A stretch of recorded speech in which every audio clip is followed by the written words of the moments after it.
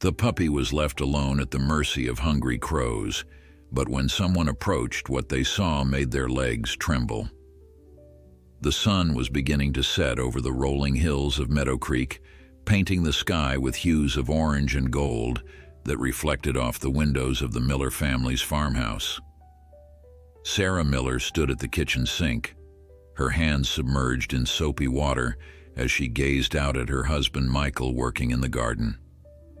Their 8-year-old son, Ethan, was supposed to be helping, but instead was fully occupied playing with their newest family member, a 12-week-old German Shepherd puppy named Scout.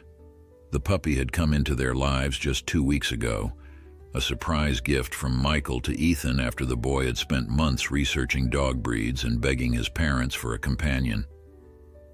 Scout was all paws and ears, with an endearing clumsiness that made everyone smile. His coal-black muzzle contrasted sharply with his tan and black coat, and his curious amber eyes seemed to take in the world with wonder and excitement. "Don't wander too far, Ethan," Sarah called through the open window. "Dinner will be ready in 30 minutes. Ethan waved back, his attention barely diverted from the stick he was throwing for Scout. The puppy bounded after it with uncoordinated enthusiasm, tumbling head over heels in the tall grass before triumphantly retrieving his prize. Sarah smiled at the scene, feeling a warmth in her chest. After their move from the city 6 months ago, Ethan had struggled to adjust to rural life. Scout was already proving to be the perfect companion to help him settle in. Michael straightened up from his work, wiping sweat from his brow. "Come on, buddy," he called to Ethan. "Let's finish up here so we can get cleaned up for dinner." Sarah turned back to the dishes, listening to the sounds of her family outside, Michael's deep voice giving instructions, Ethan's higher one asking questions, and Scout's excited barks punctuating their conversation. This was the life they had dreamed of when they left behind the stress and noise of the city, peaceful, connected to nature, and with enough space for Ethan to run and play freely. Later that evening, after dinner had been eaten and the dishes cleared away, the family settled in the living room. Michael was reviewing some paperwork for the small veterinary clinic he had opened in town. Sarah was knitting a scarf for the approaching fall season, and Ethan was sprawled on the floor, reading a book about dog training with Scout curled up beside him. "Dad," Ethan said suddenly, looking up from his book. "The book says German Shepherds are really smart and can learn lots of commands. Can you help me teach Scout some tricks tomorrow?" Michael smiled, setting aside his papers. "Of course, buddy. We'll start with the basics. Sit, stay, come. Those are the most important for keeping him safe. I want to teach him to shake hands too," Ethan added enthusiastically, "and maybe how to bring the newspaper in."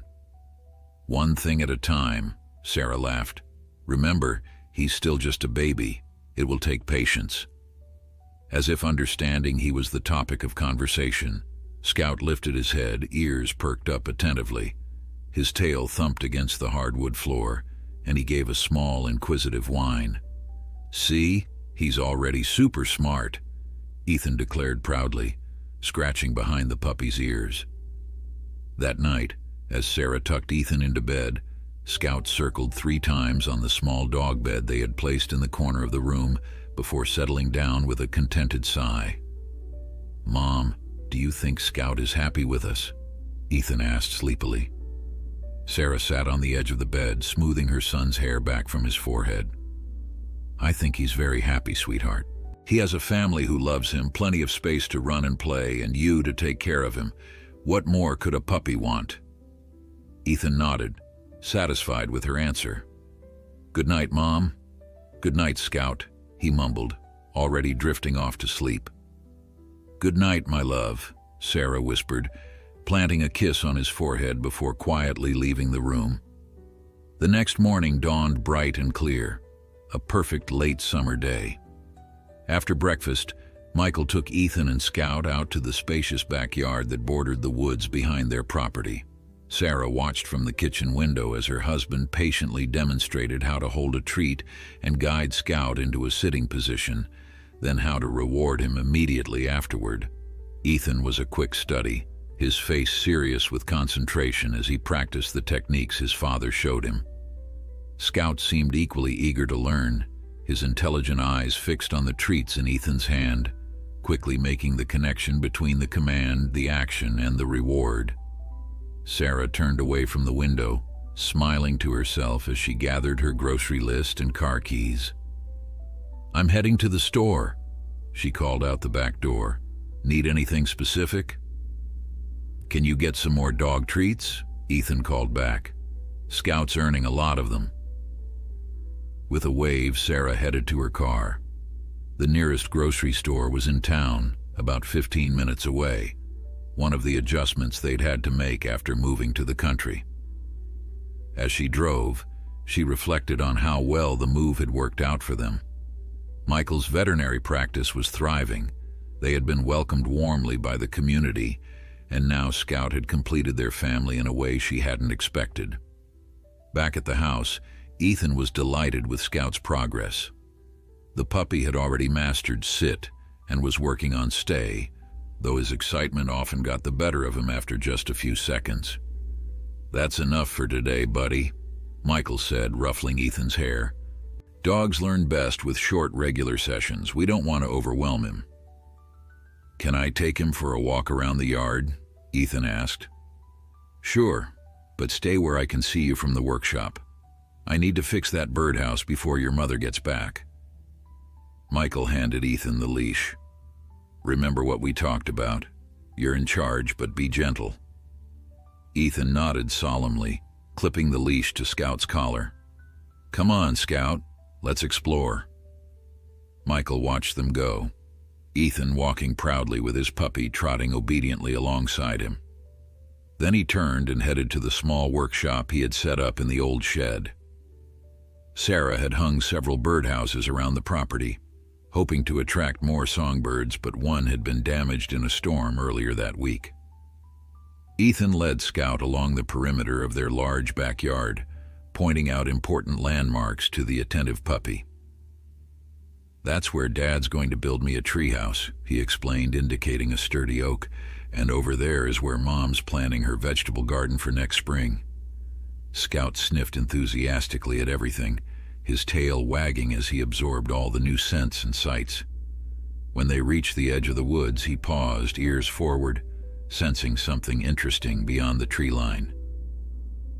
"We're not supposed to go into the woods without Mom or Dad," Ethan told him, gently tugging the leash. But at that moment, a butterfly with vibrant blue wings fluttered past, catching Ethan's attention. "Wow, look at that, Scout!" The butterfly danced in the air, moving toward the trees, and Ethan followed, momentarily forgetting his father's instructions. Scout trotted alongside him, equally fascinated by this new moving object. Just a few steps into the woods, Ethan lost sight of the butterfly.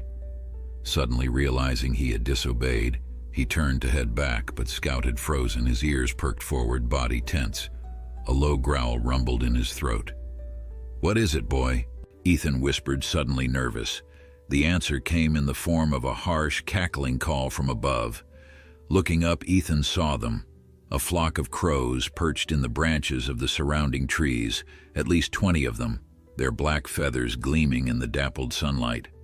One of the largest birds let out another caw, and the entire flock seemed to respond, creating an unsettling chorus. Scout's growl deepened, and he positioned himself between Ethan and the crows, his puppy frame trying to appear larger. The movement seemed to trigger something in the flock. Suddenly, one crow dove from its branch, swooping low over them. Scout barked sharply, startled by the bird's aggressive behavior. "We should go, Scout," Ethan said, his voice trembling slightly as he tugged at the leash. But as they turned to leave, another crow descended, then another. The air filled with the sound of beating wings and harsh calls. Frightened now, Ethan dropped the leash and started to run toward the edge of the woods. "Dad!" he shouted. "Dad! Help!" Scout, suddenly free, didn't follow Ethan. Instead, The brave puppy stood his ground, barking frantically at the circling crows. The birds, perhaps seeing the puppy as more vulnerable on his own, focused their attention on him. One dove down, its sharp beak aimed at Scout's back. Ethan stopped at the edge of the trees, turning in horror to see the crow strike his puppy. Scout yelped in pain but continued barking defiantly. More crows descended, a whirlwind of black feathers and stabbing beaks. The puppy snapped at them, but he was hopelessly outnumbered. "Dad, help! The crows are attacking Scout," Ethan screamed, tears streaming down his face. In the workshop, Michael had just finished repairing the birdhouse when he heard his son's panicked cries. Dropping his tools, he raced toward the sound, his heart pounding. As he reached the edge of the woods, he saw Ethan pointing frantically and heard the commotion of cawing crows and a puppy's desperate barks. "Stay here," he commanded Ethan, rushing past him into the trees. The scene that met his eyes made his blood run cold. Scout was huddled on the ground, trying to make himself as small as possible, while the flock of crows dive-bombed him relentlessly. The puppy's tan and black fur was already marred with several small wounds, bright drops of blood visible on his coat. Michael charged forward, waving his arms and shouting to scatter the birds. Some of the crows took flight, but others seemed determined to continue their attack, cawing angrily at the human intruder. Reaching Scout, Michael scooped the trembling puppy into his arms, shielding him with his body as he backed out of the woods. The crows followed, their aggression undiminished. One particularly bold bird dove at Michael's head, its claws grazing his scalp. Another struck at his shoulder, tearing his shirt. "Run to the house, Ethan," Michael shouted, continuing to shield Scout as he retreated. "Go now." Ethan hesitated, terrified for his father and his puppy, but then turned and sprinted toward the safety of their home. Michael followed as quickly as he could, the angry flock pursuing them to the edge of the woods before finally breaking off their attack. Once safely inside the house, Michael carefully laid Scout on the kitchen table. The puppy whimpered softly, his small body trembling with fear and pain. Ethan hovered nearby, his face pale and tear-streaked, as he watched his father examine Scout's injuries. "Is he going to be okay, Dad?" Ethan's voice quavered. Michael, drawing on his veterinary training, gently parted Scout's fur to assess the damage.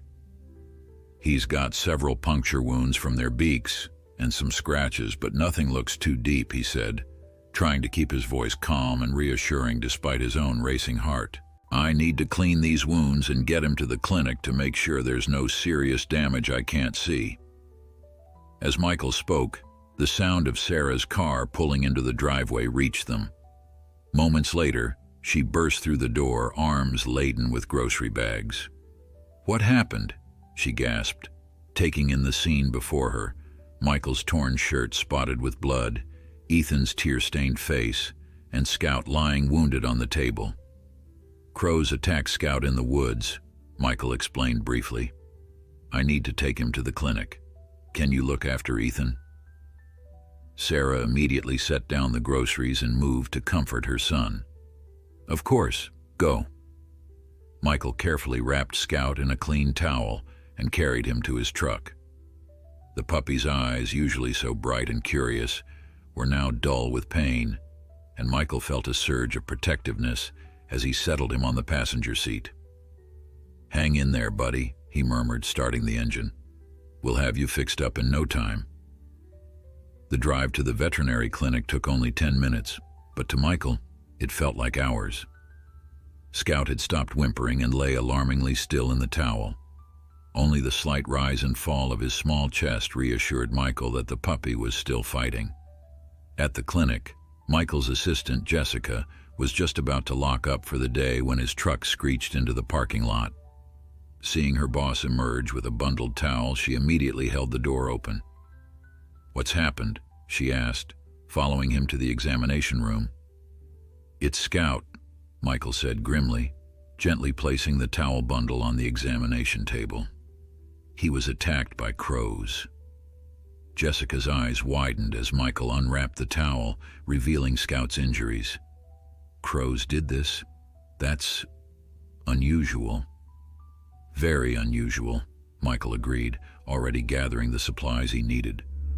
Crows can be territorial and aggressive, especially during nesting season, but this was different. It was like they were targeting him specifically.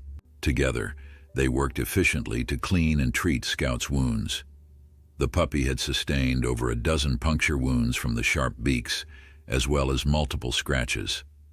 One particularly nasty wound near his left eye concerned Michael the most. It had narrowly missed the eye itself and would likely leave a scar. As they worked, Scout remained unusually calm, his amber eyes following Michael's movements with a trust that tugged at his heart.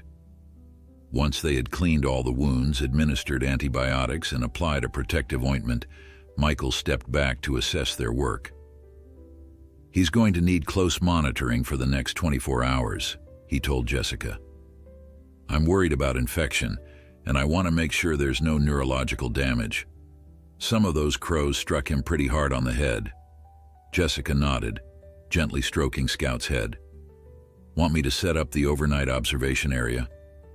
"Please," Michael said, reaching for his phone. "I need to call Sarah and let her know what's happening." Sarah answered on the first ring. "How is he?" she asked immediately. "He'll be okay," Michael assured her, though his voice betrayed his concern. "He's got quite a few wounds, but nothing life-threatening. I want to keep him here overnight for observation, though." There was a pause before Sarah spoke again. "Ethan's really shaken up. He keeps saying it's his fault for taking Scout into the woods." Michael sighed, running a hand through his hair. "It's not his fault. Tell him that. Those crows were acting strangely aggressive. I've never seen anything like it." "Do you want us to come to the clinic?" Sarah asked. Michael considered for a moment. "Not tonight. Scout needs rest, and honestly, he looks pretty rough right now. It might upset Ethan more to see him like this. I'll stay here tonight to monitor him, and hopefully he'll be much improved by morning." After ending the call, Michael turned back to Scout. Jessica had set up a comfortable recovery space with blankets and monitoring equipment. The puppy's eyes were starting to close as the mild sedative they had administered began to take effect. "I'll stay with him tonight," Michael told Jessica. "You head home." "Are you sure?" she asked. "I don't mind staying." Michael shook his head. "Go home to your family. I'll call if anything changes." Once Jessica had left, Michael pulled a chair up beside Scout's recovery bed and settled in for the night. The clinic was quiet, the only sounds being the gentle hum of equipment and Scout's now steady breathing. Michael found himself replaying the attack in his mind, troubled by the crow's behavior. In his 15 years as a veterinarian, he had treated animals injured by wildlife before. Dogs that had run afoul of raccoons or porcupines, cats that had tangled with snakes or hawks. But this was different. The crows had acted with a coordinated aggression that seemed almost deliberate. Michael's thoughts were interrupted by a soft whimper from Scout. The puppy's legs were twitching in his sleep, and small distressed noises escaped his throat. A nightmare, Michael realized, gently placing his hand on Scout's side to comfort him. The puppy's breathing immediately calmed at his touch. "It's okay, Scout," he whispered. "You're safe now." As the night deepened, Michael dozed intermittently, waking every hour to check on Scout's vital signs and make sure he was comfortable. Around 3 a.m., he was startled fully awake by the sound of something striking the clinic window. Moving carefully so as not to disturb Scout, Michael crossed to the window and peered out into the darkness. At first, he saw nothing but the empty parking lot illuminated by a single streetlight. Then a movement caught his eye. A large black bird perched on the branch of a nearby tree, its silhouette unmistakable even in the dim light. A crow. As Michael watched, another crow landed beside the first, then another. Within minutes, at least a dozen crows had gathered in the tree, all seemingly focused on the clinic window. A chill ran down Michael's spine. It was as if they were watching, waiting. Impossible, he muttered to himself. Crows were intelligent birds, yes, but the idea that they would track Scout to the clinic, that they would continue their vendetta against a puppy, it was absurd. Yet the evidence was right before his eyes. A sudden noise from behind him made Michael turn. Scout was awake, his ears pricked forward, body tense despite his injuries. The puppy's eyes were fixed on the window, and a low growl rumbled in his throat. "Easy, boy," Michael soothed, returning to Scout's side. "They can't get you in here." But Scout continued to growl, his focus unwavering. Michael had never seen such intensity in a puppy so young. It was almost as if Scout understood exactly what was happening, as if he recognized not just danger, but enemies. Michael stayed beside Scout, stroking his fur until the puppy eventually relaxed and drifted back to sleep. When he checked the window again, the crows were gone, leaving Michael to wonder if his tired mind had imagined the whole thing. The rest of the night passed without incident, and by morning, Scout was showing signs of improvement. He was alert, his eyes bright once more, and he even managed to eat a small amount of food. The wounds, while still raw, showed no signs of infection. Jessica arrived at 8 a.m., surprised to find Michael already finishing up Scout's morning examination. "How is our patient?" she asked, setting down her coffee. "Better than expected," Michael replied, allowing himself a small smile of relief. "He's a fighter, this one." Jessica peered at Scout, who was now sitting up in his recovery bed, tail wagging slightly when he recognized her. "Those crows did a number on him, but he doesn't seem too traumatized." "No, he doesn't," Michael agreed thoughtfully. "In fact, he seems different somehow." "Different how?" Michael struggled to articulate what he had observed. "More focused, more aware. When those crows showed up outside the window last night." "Wait, the crows came here?" Jessica interrupted, eyes wide. "At least a dozen of them around 3 a.m., Michael confirmed. "They just sat in that tree out there watching the clinic, and Scout knew they were there." He was growling at them, Jessica. Not whimpering in fear, but growling, like he was ready to defend himself despite his injuries.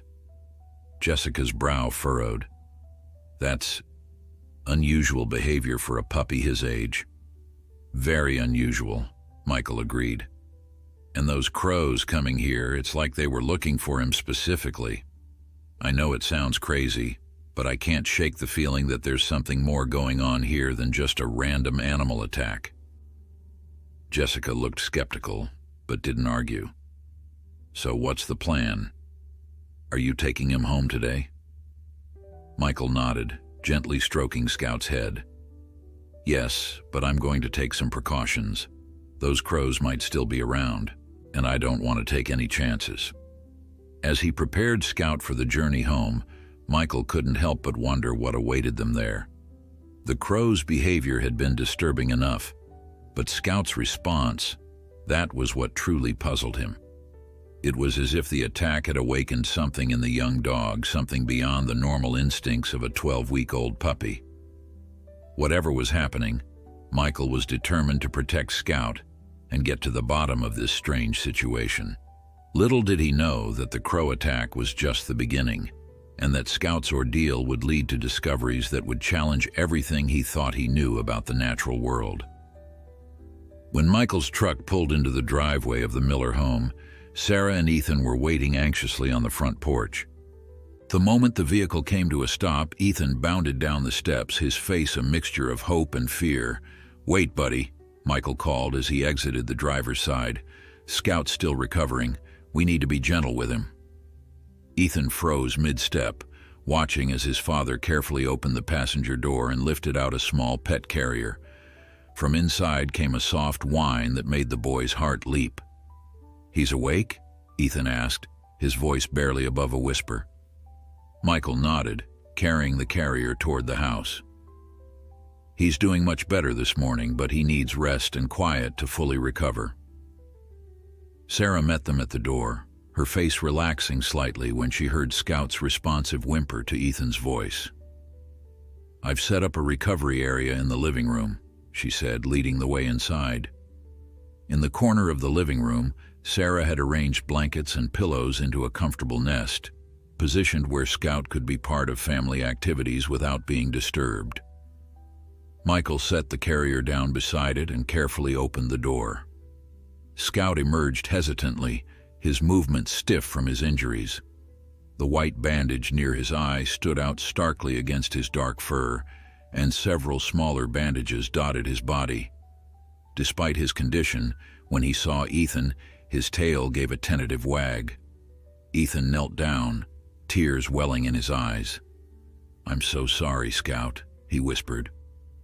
"It wasn't your fault, Ethan," Michael reassured him, placing a hand on his son's shoulder. "Those crows were behaving very strangely. Even adult dogs get attacked by wildlife sometimes." Ethan nodded, but Michael could tell he wasn't entirely convinced. The boy reached out slowly, letting Scout sniff his hand before gently stroking the uninjured parts of his head. "The most important thing now," Sarah added, "is to help Scout recover and to keep him safe." "That's right," Michael agreed. "And speaking of keeping him safe, we need to be extra careful for the next few days. Scout shouldn't go outside alone, even in the yard, and we need to keep an eye out for those crows." "You think they might come back?" Sarah asked, a note of concern in her voice. Michael hesitated, not wanting to alarm his family unnecessarily, but also needing them to be vigilant. "It's possible. Crows are highly intelligent birds. They can recognize human faces and hold grudges, according to some research. They've been known to remember people who've threatened them, and even teach other crows to recognize those people." "But Scout isn't a person," Ethan pointed out, still gently petting his puppy, "and he didn't hurt any crows." "That's what makes this situation so unusual," Michael admitted. "I've never heard of crows targeting a specific animal like this without provocation." As if understanding the gravity of the conversation, Scout suddenly lifted his head, ears perked forward, and let out a low growl. All three humans turned to follow his gaze toward the living room window. Outside, perched on the branch of a nearby maple tree, sat a solitary crow, its beady eyes seemingly fixed on the scene inside. "They followed us home," Michael muttered, moving to the window.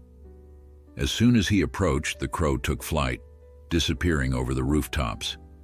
Sarah wrapped her arms around herself, suddenly chilled despite the warm day. "Michael, what's going on? This isn't normal bird behavior." "No, it's not," he agreed, turning back to his family. "But there has to be a logical explanation. Maybe there's a nest nearby that we don't know about, or perhaps Scout disturbed something in the woods that the crows were protecting." Neither explanation seemed entirely satisfactory, even to Michael himself, but they were the most rational possibilities he could offer.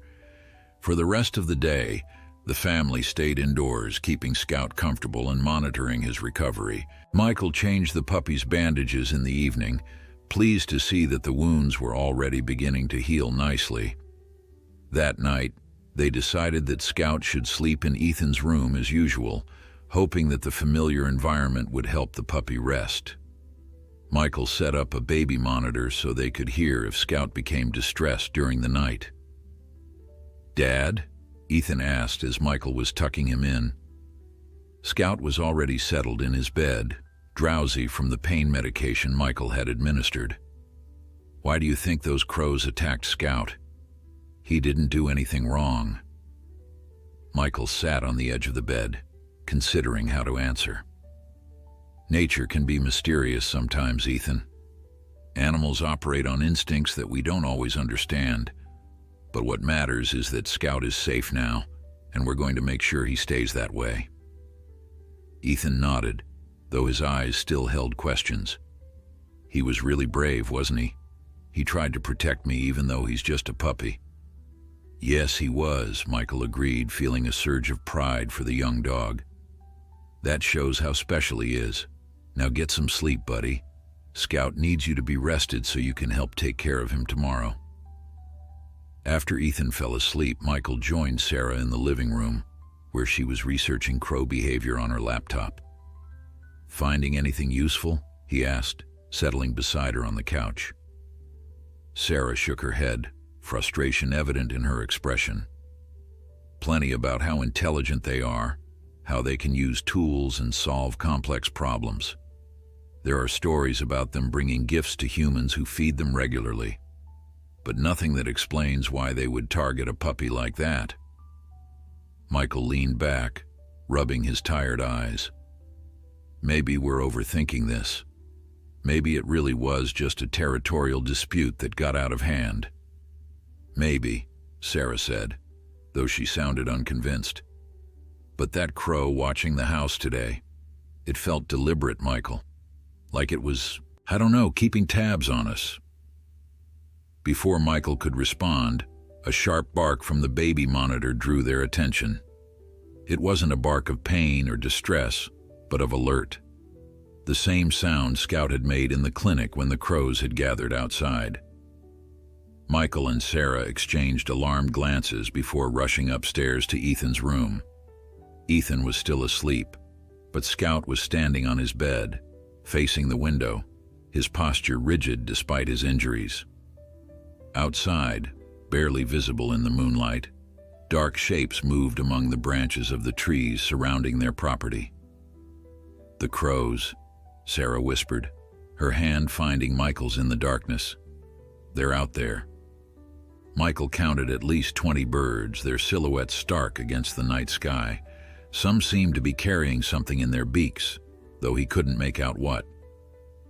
As the couple watched, the crows began arranging these objects along the larger branches, working with a coordinated purpose that sent chills down Michael's spine. "What are they doing?" Sarah asked, her voice barely audible. Michael shook his head, at a loss for words. It looked almost like they were building something. But that was impossible. Crows built nests, yes, but not complex structures, and certainly not at night.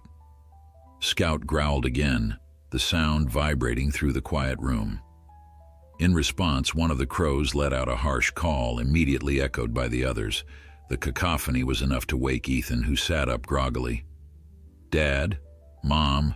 What's happening?" he mumbled, reaching for Scout. "Nothing, sweetheart," Sarah said quickly, moving to his bedside. "Scout just heard something outside. Everything's fine." But as she spoke, the crow calls grew louder, more insistent, until they reached a fever pitch that couldn't be dismissed as normal nocturnal bird activity. Then, as suddenly as it had started, the noise ceased. The crows took flight simultaneously, a wave of darkness against the night sky disappearing into the distance. "That was unsettling," Michael said finally, still staring out the window. Sarah nodded, her arm protectively around Ethan, who was now fully awake and looking confused. "What were they doing out there?" "I don't know," Michael admitted. "But tomorrow morning, I'm going to find out." Scout had settled back down, though his eyes remained alert, fixed on the window where the crows had been. There was something in his gaze, an intensity and awareness that went beyond what Michael would expect from a puppy his age. It was as if Scout understood exactly what was happening, perhaps even better than the humans did. "Try to get back to sleep, Ethan," Sarah suggested, tucking the blankets around him. "Everything's okay now." Once Ethan had drifted off again, Michael and Sarah retreated to the hallway to speak privately. "This isn't normal, Sarah," Michael whispered. "Those crows are behaving in ways I've never seen or read about. It's like they're organized." "Organized against a puppy?" Sarah questioned, though her tone wasn't dismissive. She'd seen enough to know something unusual was happening. But why? What could Scout possibly mean to them? Michael had no answer, only a growing sense of unease. "I don't know, but I intend to find out. First thing tomorrow, I'm going to examine those trees, see what they were doing out there." Sarah nodded, her eyes troubled. "And what about Scout? If those crows really are targeting him specifically?" "We'll protect him," Michael said firmly. "Whatever's going on here, we won't let anything happen to him again." As they returned to their bedroom, neither spoke of the other question lingering in their minds. What if they couldn't protect him? What if this strange, inexplicable vendetta was just beginning? The first light of dawn was just breaking over the horizon when Michael stepped outside, a steaming mug of coffee in one hand and a flashlight in the other. The morning air was crisp, carrying the earthy scents of late summer, but Michael barely noticed as he made his way toward the trees where the crows had gathered the night before. Sarah had wanted to accompany him, but they'd agreed one of them should stay in the house with Ethan and Scout. Michael had left them still sleeping. Scout curled protectively at the foot of Ethan's bed, his ears occasionally twitching in dreams, or perhaps vigilance. As Michael approached the cluster of trees at the edge of their property, he felt a growing sense of unease. The woods were unusually quiet, no bird song, no rustling of small animals in the underbrush. It was as if the local wildlife was deliberately giving this area a wide berth. He played the beam of his flashlight over the lower branches of the largest tree, a mature oak that had likely stood for over a century. At first he saw nothing unusual, just the natural patterns of bark and leaves. Then, as he moved the light higher, he froze. "What the hell?" he muttered to himself. Arranged along one of the thicker branches was a series of small objects, carefully positioned in what could only be described as a deliberate pattern. Michael stepped closer, craning his neck to get a better view. There were shiny bits of metal, paper clips, a bottle cap, a small key, interspersed with colorful glass pebbles, all arranged in a circular formation around what appeared to be a small scrap of fabric. Even standing on tiptoe, Michael couldn't quite make out the details of the fabric. Glancing around, he spotted a fallen branch long enough to reach the strange arrangement. With careful movements, he used the branch to gently dislodge the fabric scrap, catching it as it fluttered down. In the beam of his flashlight, the identity of the scrap became immediately clear. It was a small piece of tan and black fur, unmistakably from Scout's coat. A chill ran down Michael's spine as he examined the other trees. Each one contained similar arrangements, circles of found objects surrounding bits of fur, feathers, or other organic materials. The implications were disturbing. These weren't random collections, they were intentional constructions. But crows didn't build shrines or altars. Such behavior went far beyond even their known intelligence. Yet the evidence was right in front of him, impossible to dismiss. A sudden cawing overhead made Michael jump. Looking up, he saw a solitary crow perched on a branch directly above him, its head cocked to one side as if studying his reaction. The bird let out another harsh call before spreading its wings and taking flight, disappearing into the lightening sky. Michael hurried back to the house, the piece of Scout's fur still clutched in his hand. Inside, he found Sarah in the kitchen, preparing breakfast. "You're up early," she remarked, then noticed his troubled expression. "What did you find?" Michael placed the fur scrap on the kitchen counter. This was in the trees, along with arrangements of objects, circles of metal and glass, surrounding bits of fur and feathers. Sarah stared at the fur, then back at Michael. "Are you saying the crows made these arrangements?" "I don't know what else to think," Michael admitted.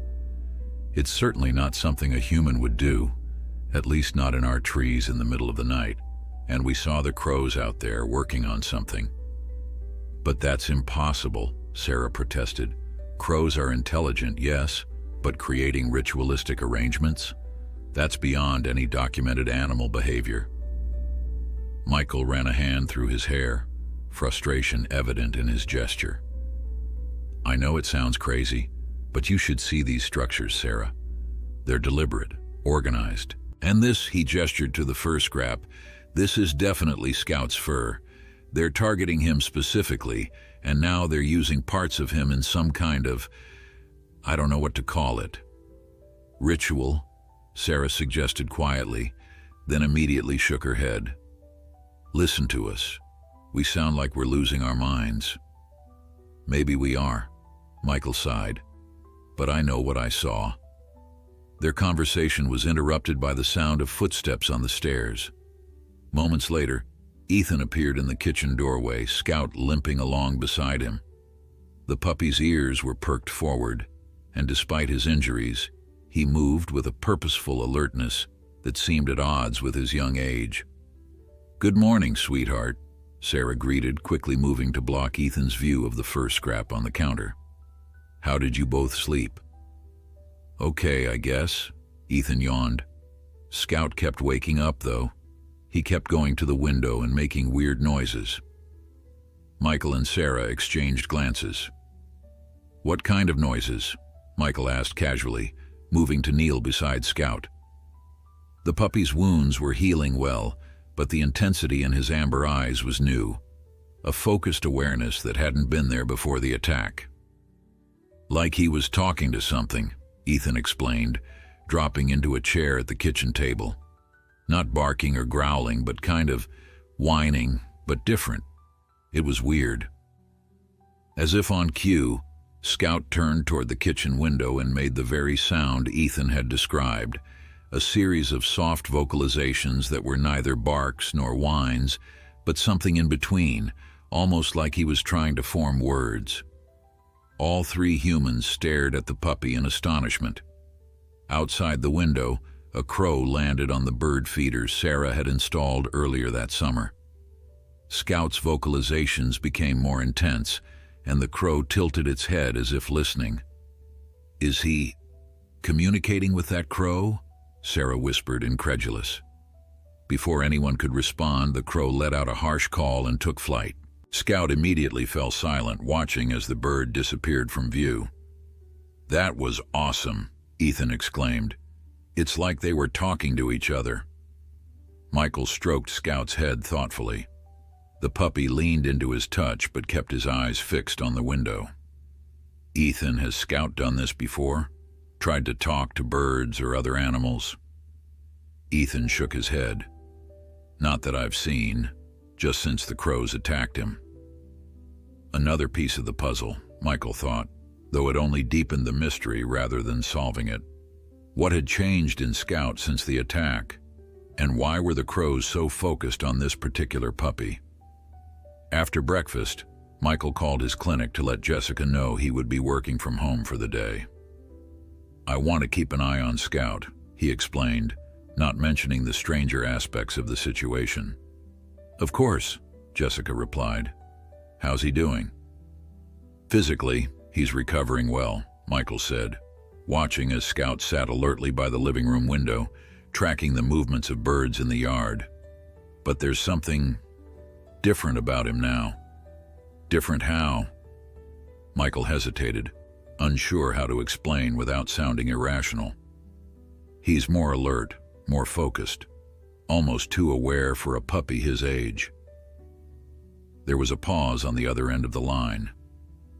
"You know," Jessica said finally, "my grandmother used to say that animals who survived attacks by crows were special, that they gained some kind of understanding or wisdom from the experience." Under normal circumstances, Michael might have dismissed such a comment as superstition.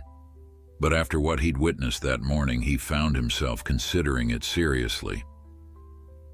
"Did she say anything else about these special animals?" "Just that they could see things others couldn't, that they existed in between worlds, whatever that means." Jessica laughed lightly, obviously not taking the old folk belief too seriously, probably just stories to explain why some animals behave oddly after trauma. "Probably," Michael agreed, though he wasn't convinced. "Thanks, Jessica. I'll see you tomorrow." After hanging up, Michael joined Scout at the window. The puppy acknowledged his presence with a brief glance before returning his vigilant watch of the yard. Following Scout's gaze, Michael noticed a small group of crows gathered in a distant tree just at the edge of their property. "What do they want from you, buddy?" he murmured, placing a gentle hand on Scout's back. To his surprise, Scout responded with another series of those strange vocalizations, not quite words, but far more complex than typical puppy sounds. It was as if he was trying to answer Michael's question, to bridge the communication gap between them. Sarah entered the room, carrying a basket of laundry. She paused when she saw them at the window. "More crows." Michael nodded. "They're keeping their distance for now, but they're definitely watching the house." "I called Dr. Henderson at the university," Sarah said, setting down the basket. "He's an ornithologist, a bird expert. I told him we were having some unusual crow activity and asked if he could come take a look." "What did you tell him exactly?" Michael asked, concerned about how their story would sound to an outside expert. "Just that a flock of crows attacked our puppy and now seems to be exhibiting unusual behavior around our property," Sarah replied. "I left out the stranger details. He sounded interested, said he could come by tomorrow afternoon." Michael nodded, relieved. "Good thinking. Maybe he can make sense of what's happening." "And if he can't?" Sarah asked quietly, glancing at Scout, who continued his strange vocalizations toward the distant crows. Michael had no answer for that. The ordinary explanations were rapidly falling away, leaving them in uncharted territory where science and folklore seemed to bleed together. Whatever was happening between Scout and these crows went beyond normal animal behavior, beyond rational explanation. As they watched, the distant crows suddenly took flight simultaneously, circling once over their gathering spot before disappearing into the woods. Scout immediately fell silent, his posture relaxing slightly, though his eyes remained fixed on the point where the birds had vanished. "It's like they're playing some kind of game," Sarah observed. "Action and reaction, call and response." "Or," Michael suggested slowly, the idea forming as he spoke, "like they're negotiating." The rest of the day passed in an uneasy calm. The crows maintained their distance, occasionally visible in the trees bordering the property but never approaching the house directly. Scout divided his time between resting, his injuries still requiring plenty of recovery, and his vigilant watch by the windows. His strange vocalizations continued intermittently, always directed toward the distant crows, though what message he might be trying to convey remained a mystery. Ethan stayed close to Scout, his initial fear following the attack now transformed into a fierce protectiveness. The boy had set up a small fortress of pillows and blankets in the living room, where he read to Scout from his favorite books and spoke to him in hushed, earnest tones. "He's telling Scout that he'll protect him from the mean birds," Sarah told Michael as they watched from the kitchen doorway. Michael nodded, a lump forming in his throat at the sight of his son's devotion. "I think Scout might say the same thing to Ethan if he could talk." That evening, after Ethan had gone to bed with Scout once again curled protectively at his feet, Michael and Sarah sat at the kitchen table, researching crows on Sarah's laptop. "Listen to this," Sarah said, turning the screen so Michael could see. "There's a folk tradition in several cultures that crows serve as messengers between the world of the living and the dead, or between the mortal realm and the supernatural." Michael skimmed the article, his scientific mind warring with the evidence of his own eyes. "It's interesting, but it doesn't explain why they'd attack Scout specifically, or why he's now able to communicate with them somehow." "Here's something," Sarah continued, clicking to another page. "In Norse mythology, Odin had two ravens, Hugin and Munin, who flew all over the world and brought back information to him. And in some Native American traditions, crows are seen as tricksters, but also as carriers of ancestral wisdom."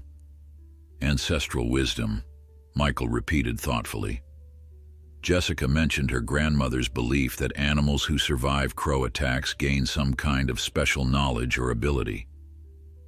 Sarah looked up from the laptop, You think that's what's happening with Scout? That the attack somehow changed him? I don't know what to think anymore, Michael admitted, but something definitely changed after the attack. It's like he understands things now, things beyond what a normal puppy should comprehend. They continued their research late into the night, finding countless myths and legends about crows, but nothing that fully explained their current situation. Eventually, exhaustion overcame curiosity, and they headed to bed, both hoping that Dr. Henderson's visit the next day would provide some rational explanations. Morning came with a surprising development. Michael woke to find Scout standing by their bedroom door, whining softly to be let out. Normal puppy behavior that felt reassuringly ordinary after the strangeness of recent days. But when Michael opened the door, Scout didn't head downstairs or to Ethan's room. Instead, he limped determinedly toward the spare bedroom at the end of the hall, a room they primarily used for storage. "What is it, boy?" Michael asked, following the puppy. Scout pawed at the closed door, looking back at Michael with an urgency in his amber eyes that couldn't be ignored. Curious, Michael opened the door and switched on the light. The room was cluttered with boxes of old belongings, seasonal decorations, and items they hadn't yet found places for since their move. Scout entered without hesitation, making his way directly to a stack of boxes in the corner. He sniffed at the lowest box, then looked up at Michael expectantly. "You want me to open this?" Michael asked, kneeling beside the box. Scout's tail wagged once, a clear affirmative. The box was labeled "Michael Childhood" in his mother's neat handwriting. It contained memorabilia from his youth, school awards, sports trophies, and photo albums. Scout's attention remained fixed on the box as Michael began removing items, his nose twitching with interest. When Michael pulled out an old leather-bound book from the bottom of the box, Scout's reaction was immediate, an excited whine and increased tail wagging. The book was a journal that had belonged to Michael's grandfather, a man who had passed away before Michael was born. Michael had inherited it along with other family items, but had never taken the time to read it thoroughly. "This is what you wanted me to find?" Michael asked, turning the journal over in his hands. Scout responded with another of his strange vocalizations, then settled down beside Michael, clearly waiting for him to open the book. Bewildered but intrigued, Michael began flipping through the yellowed pages. His grandfather had been a veterinarian too, practicing in rural areas where farmers relied heavily on working dogs. The journal contained notes on cases, observations about animal behavior, and occasional personal reflections. Michael was about to close the journal, seeing nothing of immediate relevance, when a heading caught his eye. "The Crow Incident, May 1953. Heart suddenly racing, he began to read. "Today I witnessed something I can scarcely believe, let alone explain through veterinary science. The shepherd dog belonging to the Harris family was attacked yesterday by a murder of crows. The animal survived, but with significant injuries. When I arrived to treat it this morning, I observed the dog making unusual vocalizations toward the crows that had gathered near the farm. Most remarkable was the crows' behavior. They seemed to be responding, creating what I can only describe as a dialogue." Michael's hands trembled as he continued reading. The account described a series of events disturbingly similar to what was happening with Scout: the targeted attack, the strange communication afterward, even the increased awareness and intelligence in the dog. "I believe," his grandfather had written, "that the shepherd has become what the old-timers in these parts call a crow-touched animal. According to local folklore, certain animals are chosen by the crows to serve as intermediaries between our world and theirs. The attack is a kind of initiation, painful but necessary for the transformation to occur. If the animal survives, it gains abilities beyond its natural capacity, including some form of communication with the crows themselves." "Michael?" Sarah's voice from the doorway startled him. "What are you doing in here so early?" Michael looked up, his expression a mixture of disbelief and dawning understanding. "Scout led me to this," he said, holding up the journal. "It's my grandfather's journal, and Sarah, he documented a case exactly like Scout's back in 1953. Sarah entered the room, sitting beside him on the floor. Scout immediately shifted to include her in their small circle, his intelligent eyes moving between the humans and the journal. "What does it say?" she asked. As Michael explained what he'd found, Sarah's initial skepticism gave way to thoughtful consideration. "It's still hard to believe," she said when he'd finished, "but it would explain so much of what we've been seeing." "There's more," Michael continued, turning the page. "Grandfather wrote that the dog in his case eventually began to predict things, changes in weather, visitors arriving before they were visible, even detecting illness in family members before symptoms appeared." "Like a sixth sense," Sarah murmured, absently stroking Scout's head. "He called it being crow-touched, a kind of gift bestowed through the initial trial of the attack." Michael closed the journal slowly. "The question is, why Scout? Why our puppy?" Scout made another of his strange vocalizations, then got to his feet and limped toward the window. Outside, the morning light revealed a single crow perched on the nearest tree, watching the house intently. "I think," Sarah said quietly, "that Dr. Henderson might have more questions to answer than we originally thought." Dr. Henderson arrived shortly after lunch, a tall, thin man with wire-rimmed glasses and the energetic demeanor of someone genuinely passionate about his field. He greeted the family warmly, his eyes lighting up when he spotted Scout. "So this is the young fellow who's had the run-in with our Corvid friends," he said, kneeling to let Scout sniff his hand. "Those wounds are healing nicely. You did a good job with the treatment, Dr. Miller." "Thank you," Michael replied, "but it's their behavior that concerns us more than Scout's injuries at this point." As they settled in the living room, Michael and Sarah took turns explaining the events of the past few days, carefully gauging Dr. Henderson's reactions. They started with the basics: the initial attack, the crows following them to the clinic, their continued presence around the property, before cautiously introducing the stranger elements: Scout's unusual vocalizations, the arrangements in the trees, the apparent communication between puppy and crows. To their surprise, Dr. Henderson didn't dismiss any of it outright. He listened attentively, occasionally making notes in a small notebook, his expression thoughtful rather than skeptical. "You know," he said when they'd finished, "most of my colleagues would chalk this up to coincidence and anthropomorphism, our human tendency to attribute human-like intentions and communications to animal behavior. But I've spent 30 years studying crows, and I've learned that conventional science doesn't always have neat explanations for their behavior." "So you don't think we're imagining things?" Sarah asked hopefully. "I think you're observing something genuine, even if we don't fully understand what it is," Dr. Henderson replied. "Crows are among the most intelligent animals on the planet. They use tools, solve complex problems, recognize human faces, and even hold what we might call funerals for their dead. The depth of their cognitive abilities is still being discovered." "What about the arrangements in the trees?" Michael asked. "The circles of objects around Scout's fur?" Dr. Henderson's brow furrowed. "That's less easily explained through conventional ornithology. Crows do collect shiny objects, and they're known to leave gifts for humans who feed them regularly. But creating patterns or arrangements as you've described, that goes beyond documented behavior." As they spoke, Scout had been watching Dr. Henderson intently. Now, the puppy approached the ornithologist and began one of his strange vocalizations, more complex and varied than the ones he'd directed at the crows. Dr. Henderson's eyes widened. "Fascinating," he murmured, reaching for his notebook again.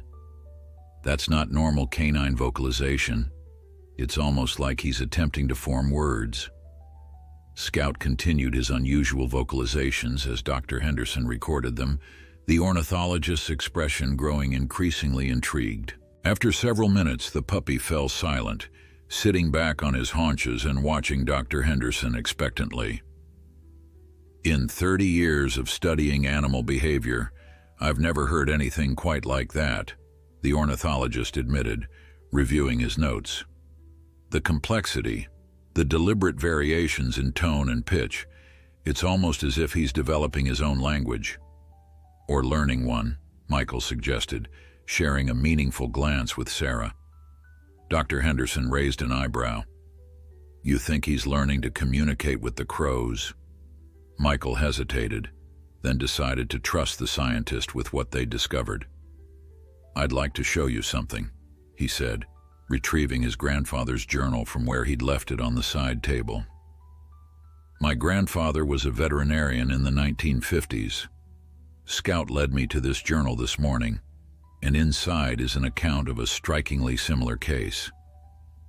He handed the open journal to Dr. Henderson, who adjusted his glasses and began to read. His expression remained neutral at first, then gradually shifted to one of fascinated concentration. Crow-touched, he murmured, almost to himself. I've heard that term before, in my folklore research, but I've never encountered a documented case. You believe it's possible? Sarah asked, surprise evident in her voice. Dr. Henderson looked up from the journal. Mrs. Miller, science is constantly evolving. What seems impossible today becomes tomorrow's textbook fact. Throughout history, indigenous and rural communities have recognized phenomena that mainstream science initially dismissed, only to later discover there was truth behind the superstitions. He turned his attention back to Scout, who was now sitting alertly by the window, tracking the movement of something outside. Following the puppy's gaze, they could see several crows had gathered in the nearest tree. I'd like to observe their interactions if possible, Dr. Henderson said, his professional curiosity clearly piqued. And I'd love to see these arrangements in the trees you mentioned. Michael nodded. We can show you those now. As for interactions, the crows have been keeping their distance during the day, but they're definitely watching. The family and Dr. Henderson moved to the backyard, Scout limping along beside them with determined energy. The puppy seemed almost eager to approach the trees where the crows were gathered, unlike his previous wariness. Remarkable, Dr. Henderson murmured as they drew closer to the tree line. They're not fleeing despite our approach. Crows typically maintain a significant flight distance from humans, especially after negative interactions. Indeed, the crows remained perched in the trees, their dark eyes following the group's movements. When Scout stopped and made one of his strange vocalizations, several of the birds tilted their heads simultaneously, as if listening intently. They understand him, Ethan said with absolute conviction. They're talking to each other. Perhaps they are, Dr. Henderson replied, his tone suggesting he wasn't dismissing the boy's observation. Crows have regional dialects in their calls, did you know that? Different groups develop distinct vocalizations, almost like local accents. They're one of the few non-human species with such sophisticated vocal learning abilities. Michael led them to the trees where he'd discovered the strange arrangements that morning. Some had been disturbed by the wind, but many remained intact, circular formations of shiny objects surrounding organic materials. Dr. Henderson examined them with growing amazement. This is extraordinary, he admitted, carefully photographing the arrangements with his phone. The intentional patterning, the selection of materials, the consistent circular format, this goes beyond any documented crow behavior. What do you think they mean? Sarah asked, keeping a protective hand on Ethan's shoulder. I'm not sure, Dr. E. Henderson replied honestly. But in many cultures, circles represent cycles, continuity, wholeness. The fact that they're placing bits of Scout's fur in the center. He trailed off, his scientific training clearly battling with the more mystical implications, Scout suddenly stiffened, his ears perked forward, and let out another series of vocalizations, different from the ones he'd made earlier, more urgent. Above them, the crows responded with a chorus of calls, their wings rustling as they shifted positions in the branches. "Something's happening," Michael said quietly, moving closer to his family. As they watched, one crow, larger than the others, with a distinctive white feather in its wing, descended from the highest branch. Instead of landing on a lower branch, it continued downward, coming to rest on the ground about 10 feet from where they stood. Scout immediately responded with another vocalization, taking a step toward the crow. The bird cocked its head, studying the puppy, then bent and picked up a small object from the ground, a polished pebble that glinted in the sunlight. With the pebble in its beak, the crow hopped forward, stopping about halfway between its original position and Scout. "Is it offering him something?" Sarah whispered, incredulous. No one answered, all of them transfixed by the unfolding scene. Scout took another step forward, then looked back at the humans as if seeking permission. "It's okay, Scout," Ethan said encouragingly. "You can go." With the boy's reassurance, Scout moved forward cautiously until he was just a foot away from the crow. The bird showed no sign of aggression, simply waiting with the pebble still held in its beak. After a moment's hesitation, Scout lowered his head, and the crow placed the pebble on the ground in front of him. Scout sniffed the pebble, then made another soft vocalization. The crow responded with a gentle caw before spreading its wings and returning to the tree. As soon as it had rejoined the flock, all the crows took flight simultaneously, circling once overhead before disappearing into the distance. For a moment, no one spoke, processing what they had just witnessed. Then Dr. Henderson broke the silence. "In all my years studying crows, I've never seen anything like that. It was clearly a deliberate offering, a gift or perhaps a peace gesture." Scout picked up the pebble gently in his mouth and brought it back to Ethan, dropping it at the boy's feet. It was smooth and rounded, a deep blue color that seemed almost to glow from within. "Can I keep it?" Ethan asked, looking up at his parents. Michael and Sarah exchanged glances. "I don't see why not," Michael said finally. "But let's have Dr. Henderson take a look at it first." The ornithologist examined the pebble carefully. "It's some kind of polished, semi-precious stone, maybe lapis lazuli. Crows are attracted to bright, colorful objects, but this seems like a very deliberate selection." "What does it mean?" Sarah asked. "Are they trying to make peace with Scout?" "Possibly," Dr. Henderson nodded. "Or it could be part of whatever process your grandfather described, the crow-touched phenomenon. If the initial attack was indeed a kind of initiation as he suggested, this could be the next phase." They returned to the house, the blue pebble now safely in Ethan's pocket. Scout seemed more relaxed than he had been since the attack, settling contentedly at Ethan's feet as the adults continued their discussion. "So you actually believe this is real?" Michael asked Dr. Henderson. "That Scout has been chosen by the crows for some special purpose?" The ornithologist considered his words carefully. "What I believe is that we're witnessing something that defies conventional scientific explanation. Crows are intelligent enough to recognize individuals, hold grudges, solve complex problems, and even create tools. But what we just saw goes beyond that. It suggests a level of interspecies communication and symbolic thinking that hasn't been documented before." "But why Scout?" Sarah pressed. "Of all the dogs in the world, why would they choose our puppy?" Dr. Henderson's gaze shifted to Scout, who was now sleeping peacefully, his injuries looking less severe in the afternoon light. "Perhaps there's something special about him that they recognized, something we can't perceive. Or perhaps it was simply chance, being in the right place at the right time." He closed his notebook thoughtfully. "Your grandfather's journal mentioned other abilities the crow-touched dog developed. Predictions, heightened awareness, sensing things before they happened. Have you noticed anything like that with Scout? Michael and Sarah exchanged looks. He led me directly to the journal this morning, Michael said. A journal I'd forgotten I even had, buried in a box he'd never seen before. And he seems to understand everything we say, Ethan added, stroking Scout's sleeping form. Not just like normal dog understanding, but really understands, like he knows the exact words. Dr. Henderson nodded, making another note. I'd like to stay in touch if you don't mind. This could be a unique opportunity to document something extraordinary.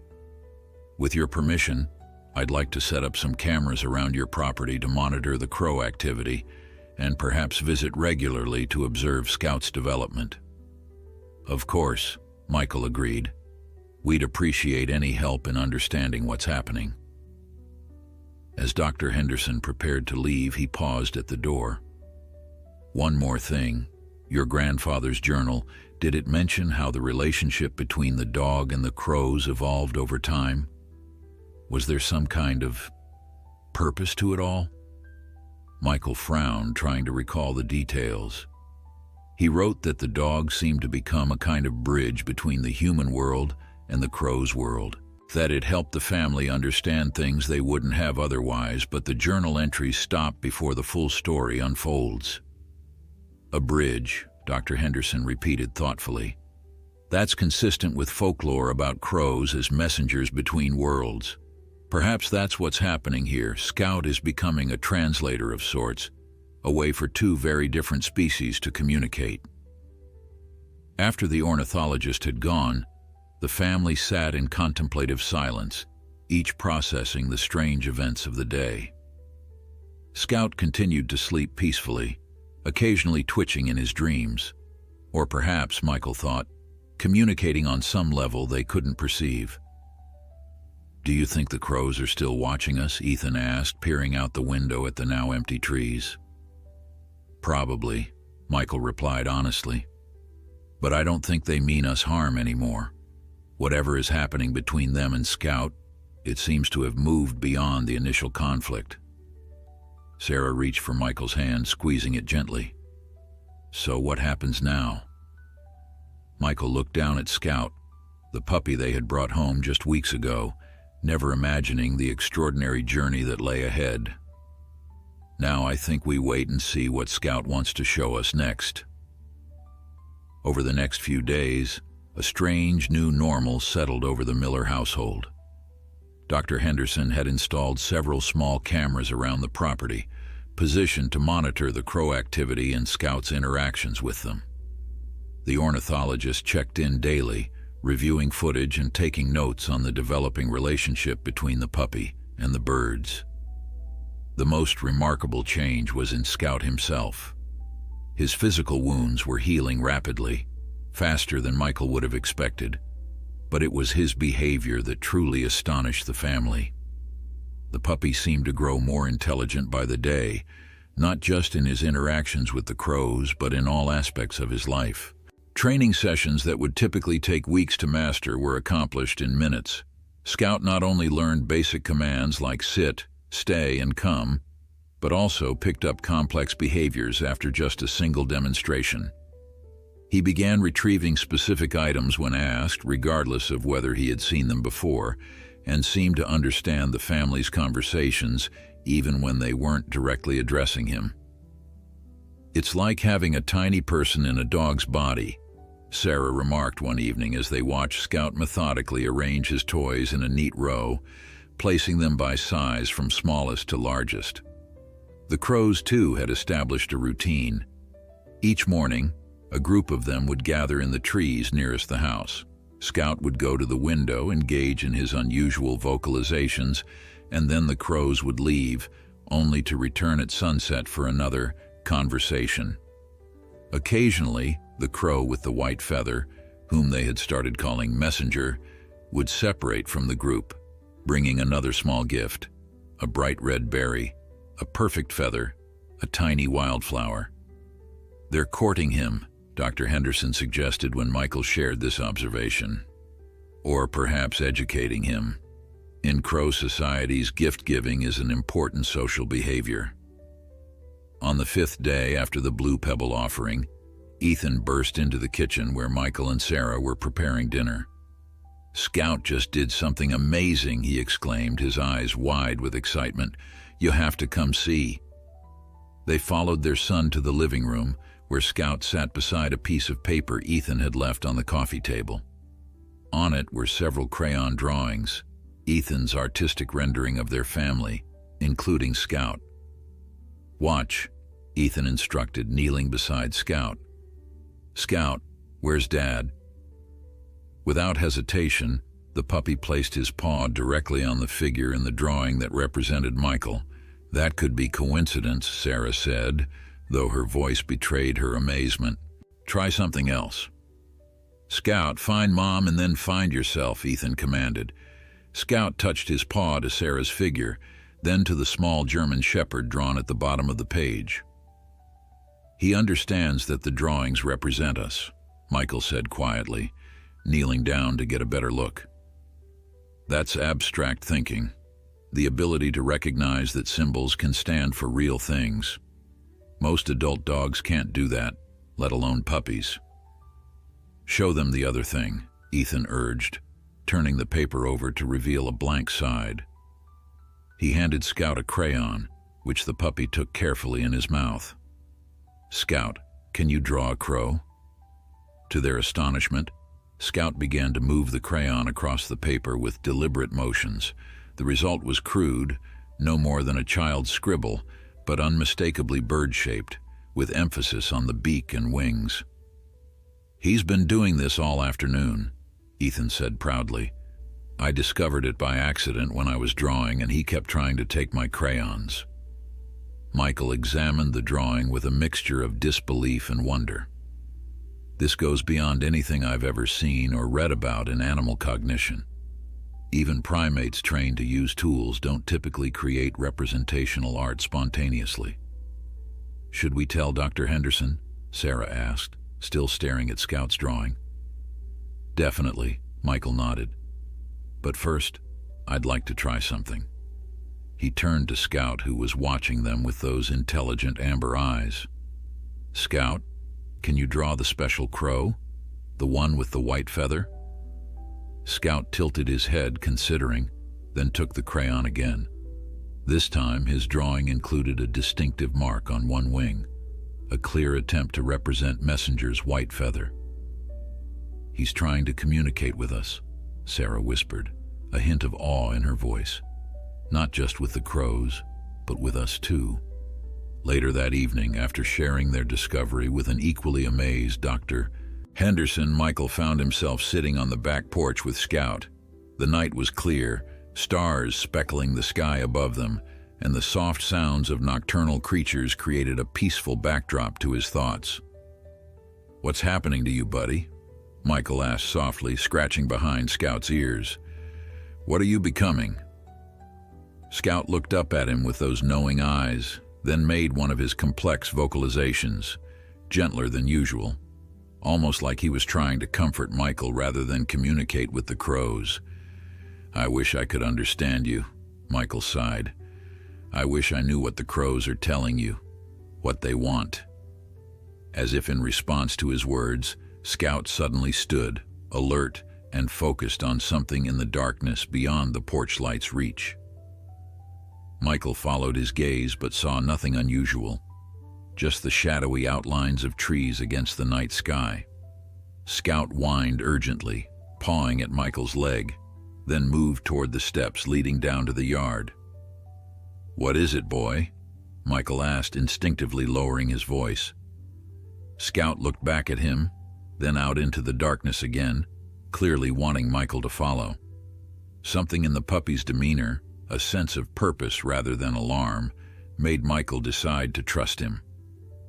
"Okay, lead the way," he said, standing and following Scout down the steps. The puppy moved confidently through the dark yard, his lighter coat visible in the moonlight. Michael followed closely, using his phone's flashlight to illuminate their path. They headed toward the trees where the crow arrangements had been found. Scout moving with determination despite his still healing injuries.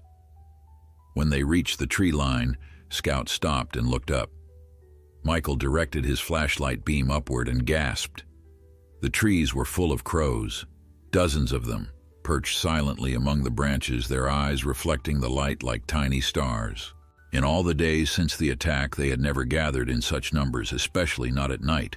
Messenger was perched on the lowest branch, its white feathered wing clearly visible. As Michael watched, the crow made a soft, warbling call, unlike the harsh caws he associated with crows. Scout responded with one of his vocalizations, and then, to Michael's amazement, Messenger flew down and landed just a few feet away from them. The crow placed something on the ground, another gift, and stepped back. Scout approached and sniffed at the object, then gently picked it up and brought it to Michael. It was a small, intricately woven circle made of twigs, grasses, and feathers, something like a miniature dream catcher or wreath. In the center was a tiny fragment of what looked like mirror glass, reflecting Michael's bewildered expression back at him. "What is this?" he whispered, carefully taking the object from Scout. The puppy made another vocalization, this one directed at Michael rather than the crow. Then he turned back to Messenger and made a different sound, almost like a question. The crow responded with a soft caw, spread its wings, and flew back to its perch in the tree. As if responding to some signal, all the crows suddenly took flight simultaneously, their wings creating a rush of air that Michael could feel on his face. They circled once overhead, then disappeared into the night sky, leaving Michael and Scout alone among the trees. Scout seemed satisfied, sitting calmly at Michael's feet, as if their mission had been accomplished. Michael studied the strange woven circle in his hand, trying to make sense of it. "Is this a message?" he asked Scout. "Something they want us to understand?" Scout gave a single bark, different from his crow communications, more like a normal puppy sound, and wagged his tail. Michael carefully pocketed the woven circle and knelt beside Scout. "You're something special, aren't you?" "Something we don't fully understand yet." Scout licked his face once, then turned and started back toward the house, looking back as if to make sure Michael was following. As they walked, Michael couldn't shake the feeling that they had just participated in something profound, a ritual or exchange whose significance lay just beyond his comprehension. Back at the house, he found Sarah waiting anxiously at the back door. "Where did you go?" she asked. "I saw you both heading into the trees from the bedroom window." Michael showed her the woven circle, explaining what had happened. Sarah examined it carefully, running her fingers over the intricate weaving. "It's beautiful," she said softly. "But how could crows make something like this? Their beaks aren't designed for this kind of delicate work." "I don't know," Michael admitted. "But then again, I wouldn't have thought they could create those arrangements in the trees either. We're dealing with something beyond our understanding here." They placed the circle on the mantel, where the fragment of mirror caught the light, sending tiny rainbows across the living room walls. Scout watched it for a moment, then curled up on his bed, apparently satisfied that whatever task had been assigned to him had been completed successfully. "What do you think happens next?" Sarah asked, leaning against Michael as they both gazed at the mysterious gift. "I don't know," he replied honestly. "But I think Scout does." Dr. Henderson arrived early the next morning, his usually calm demeanor replaced by barely contained excitement after receiving Michael's text about the woven circle. He examined the object with reverent care, turning it slowly in his hands, his eyes widening behind his wire-rimmed glasses. "This is extraordinary," he breathed, placing it gently on the table. "The complexity of the weaving, the selection of materials, the symmetry. I've never seen anything like it attributed to corvid construction." "Could it have been made by a human?" Sarah asked, though she already knew the answer from what Michael had witnessed. Dr. Henderson shook his head. No human was involved in that forest last night except Michael. And while crows are known to steal human-made objects, this doesn't match any traditional human craft I'm familiar with. It's unique. Scout sat nearby, watching them discuss the object with apparent interest. His wounds had healed remarkably well. Only the scar near his eye remained as evidence of the attack. When Dr. Henderson placed the circle back on the table, Scout approached and made one of his vocalizations, while looking directly at the mirror fragment in the center. "He seems to be trying to tell us something about it," Michael observed. "The question is, what?" "Maybe it's not about telling, but showing," Dr. Henderson suggested. He took out his phone and pulled up footage from one of the cameras he'd installed. "I reviewed the recordings from yesterday and found something interesting." The video showed the area near the trees at dawn. A group of crows was gathered on the ground in a nearly perfect circle, with Messenger in the center. As they watched, the crows began to move in a coordinated pattern, hopping forward, then back, some fluttering up to low branches, then returning to their positions. "They're dancing?" Sarah asked, leaning closer to see the screen. "Or performing some kind of ritual," Dr. Henderson nodded. "And look at this." He fast-forwarded to later in the day, when the sun was directly overhead.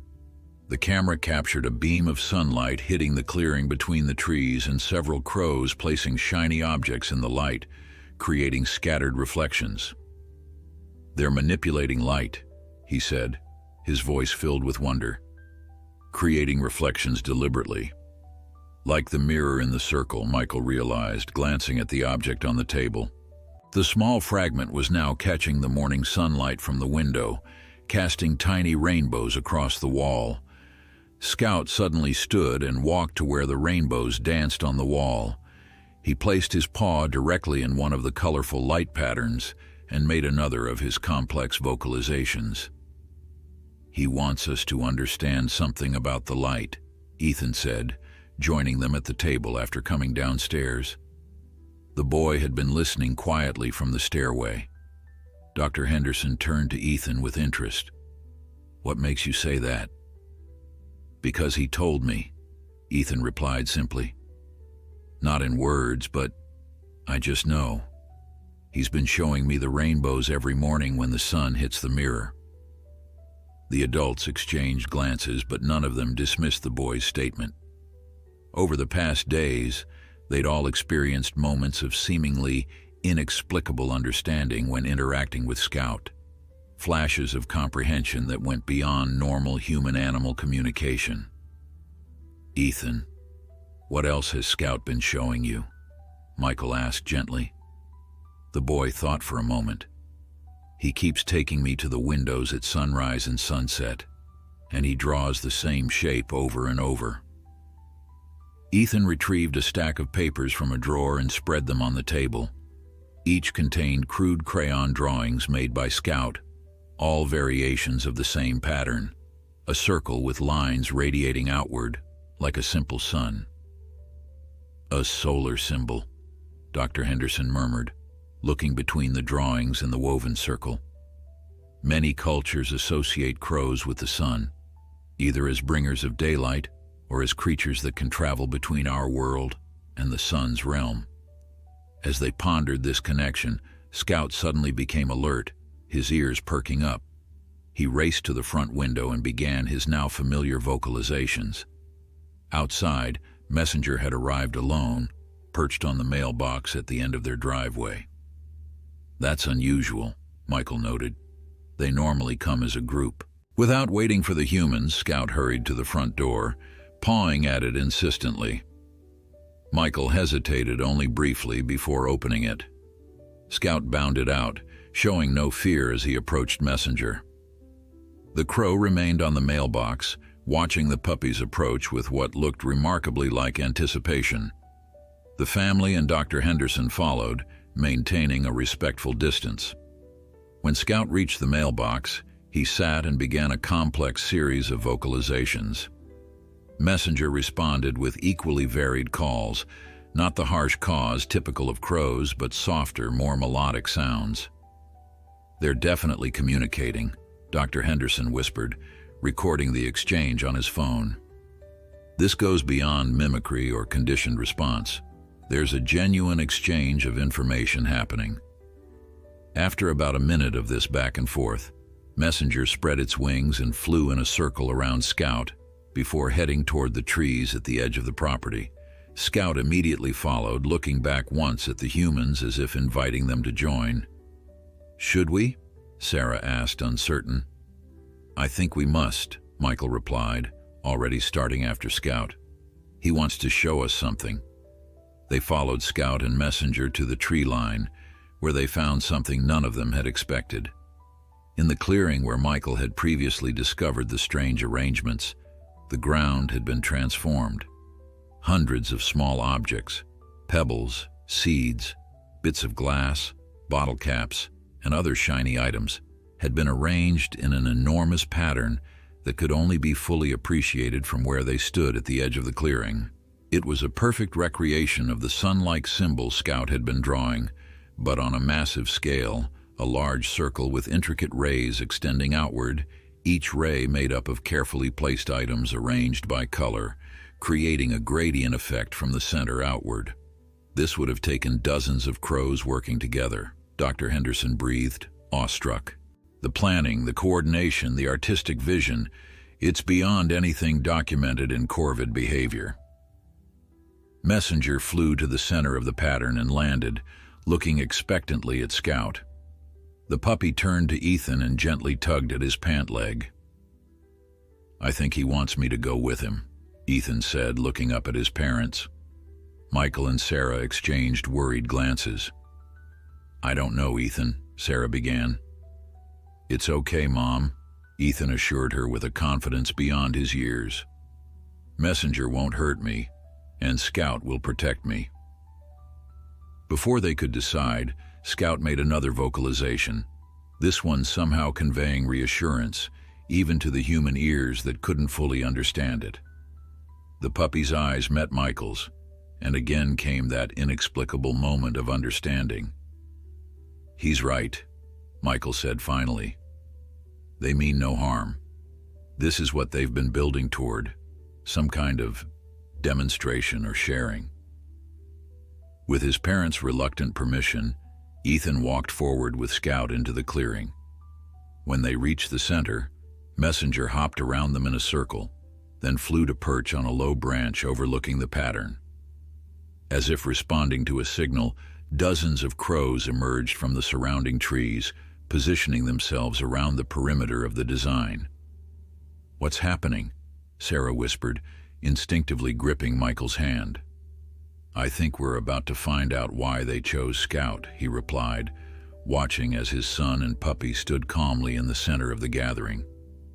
Messenger let out a distinct call, and the other crows responded in unison. Then, with perfect synchronization, they began to move, some flying in circles above, others hopping along the rays of the ground pattern. As they moved, the morning sunlight caught the shiny objects on the ground, creating an effect of rippling, flowing light emanating from where Ethan and Scout stood. Scout began to vocalize, not in the complex language he used with the crows, but in a melodic, almost singing tone that none of them had heard before. As he did, something remarkable happened. The pattern on the ground seemed to shift and flow, the play of light creating an illusion of movement as if the sun symbol were coming to life. "It's an optical illusion," Dr. Henderson whispered, though he sounded far from certain. The combination of the bird's movements, the reflective objects, and the angle of the sunlight. But even as he spoke, the effect intensified. The light seemed to coalesce around Ethan and Scout, creating a shimmering aura that pulsed in rhythm with Scout's vocalizations. Ethan stood perfectly still, his face filled with wonder rather than fear. "Look at his eyes," Sarah gasped, pointing at Scout.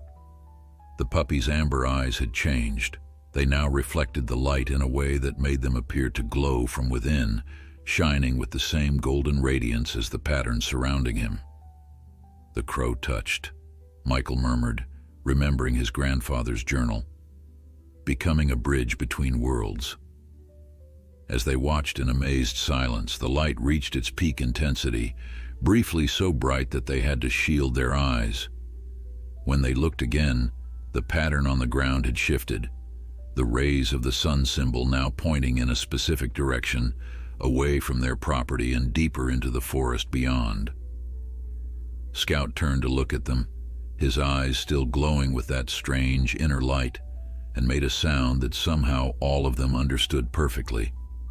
"We need to follow." Michael looked at Sarah, a silent question passing between them. The rational part of his mind was throwing up countless objections. Following a puppy and a flock of crows deeper into unknown woods based on a pattern of light could hardly be considered sensible parenting. Yet something deeper, more instinctual, told him this moment was important beyond rational understanding. "We should go back to the house first," Sarah said, her practical nature asserting itself. "Get water, proper shoes, maybe a first aid kit." "And my camera," Dr. Henderson added, already backing toward the house. "This needs to be documented." Scout made another vocalization, not impatient, but insistent. The glowing quality in his eyes had dimmed, but not disappeared entirely, giving him an otherworldly appearance. Messenger remained perched on the branch, watching them with what seemed like anticipation. "I don't think they want us to wait," Ethan said, still standing in the center of the pattern with Scout. "It feels important. Right now." Michael hesitated only a moment longer. "We'll go as we are, but stay together. Ethan, you stay between your mother and me at all times." With those ground rules established, they prepared to follow wherever Scout and the crows might lead. Dr. Henderson, who had rushed back to his car for additional equipment, rejoined them with a small backpack. "Basic supplies," he explained breathlessly. "Water, snacks, first aid, old habits from field research." Scout seemed satisfied with their decision and moved to the edge of the pattern where the sun rays pointed into the deeper forest. The other crows took flight, creating a living corridor in the air above the path they were meant to follow. Messenger flew ahead, occasionally circling back as if to ensure they were following correctly. As they moved deeper into the woods, Michael noticed that the forest was changing subtly. The trees grew older, more gnarled, with thicker canopies that filtered the sunlight into dappled patterns on the ground. The underbrush thinned, making their path easier, almost as if they were following a trail that had been cleared for them. "These woods can't be that extensive," Sarah commented after they had been walking for about 20 minutes. "Our property isn't this large, and I thought we knew all the neighboring land." "Spatial disorientation," Dr. Henderson suggested, though he sounded uncertain. "The forest can play tricks on your sense of direction." But Michael suspected something else was happening. The quality of light, the sounds around them, even the smell of the air seemed different. Older, somehow, more primal. Scout moved confidently ahead, occasionally looking back to ensure they were following, his eyes still holding that faint golden glow. After what felt like an hour but could have been less, the trees began to thin, and ahead they could see what appeared to be a clearing. Scout stopped at the edge, waiting for them to catch up. Messenger and several other crows had already flown into the open space, where they circled above something in the center. "What is this place?" Ethan whispered, his voice filled with wonder. The clearing was perfectly circular, surrounded by 12 ancient oak trees that seemed to stand like sentinels. In the center was a large, flat stone, not a natural formation, but clearly placed there deliberately. The surface of the stone was carved with intricate patterns that, even from a distance, resembled the sun symbol Scout had been drawing. "It's some kind of stone circle," Dr. Henderson said, his professional detachment momentarily overtaken by awe. "Similar to ancient structures found in Europe, but I've never heard of anything like this in this region." Scout led them forward into the clearing, the golden light in his eyes intensifying as they approached the central stone. The crows continued to circle overhead, their shadows dancing across the ground in a mesmerizing pattern. When they reached the stone, Scout jumped up onto its surface and stood in the center of the carved sun symbol, looking expectantly at the humans. Michael approached cautiously, examining the carvings. These look old, very old, but they're still sharp, not weathered as you'd expect. Because they're maintained, Dr. Henderson realized, pointing to faint scratch marks around the edges of the carvings. Look, these could be made by beaks, by crows working to keep the patterns clear over time. But why? Sarah asked, reaching out to touch the stone surface. Why would crows maintain ancient carvings? As if in answer to her question, Scout began another of his vocalizations, the most complex they had yet heard, almost song-like in its rises and falls. Above them, the circling crows responded in kind, creating a haunting chorus that echoed through the clearing. Suddenly, Messenger descended, landing on the stone beside Scout. In its beak, it carried another object, a small, perfectly round stone of deep amber color, almost exactly matching Scout's eyes. The crow placed this stone in a small depression at the center of the sun carving, where it fit perfectly. The moment the amber stone touched the carving, something extraordinary happened. The entire pattern began to glow with the same golden light that shimmered in Scout's eyes. The light spread outward along the carved lines, illuminating the entire surface of the stone. "That's not possible," Dr. Henderson whispered, fumbling with his camera. "Stones don't glow like that naturally." But the phenomenon continued, the light growing stronger until it cast the entire clearing in a warm golden hue. Scout stood at the center, his form almost translucent in the strange illumination, while Messenger and the other crows continued their circular flight overhead. Then, the light began to coalesce, rising from the stone like golden mist. It swirled and shaped itself into distinct forms, first the unmistakable silhouette of a crow, then shifting into the form of a dog, then back again, as if demonstrating a transformation or connection between the two creatures. "It's showing us," Michael breathed, understanding dawning. The crow touched. It's a bond that goes back centuries, maybe millennia. The mist continued its display, now showing images that seemed to tell a story. Humans and crows working together, dogs serving as intermediaries, moments of harmony and cooperation stretching back through time.